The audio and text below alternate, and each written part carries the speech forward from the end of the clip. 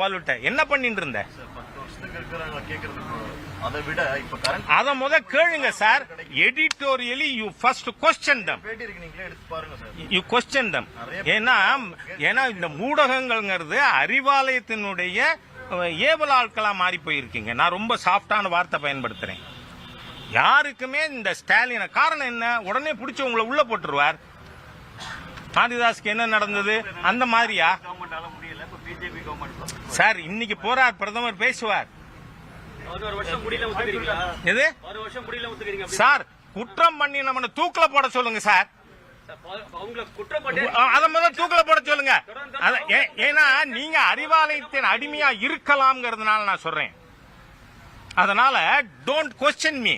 பிஜேபியை குறை சொல்றதுக்கே யாருக்கும் எந்த அதிகாரமும் இல்லை. இல்ல சார், உங்களை கேக்குறப்ப அடிமை ஒரு டவுன் பண்றீங்க நீங்க.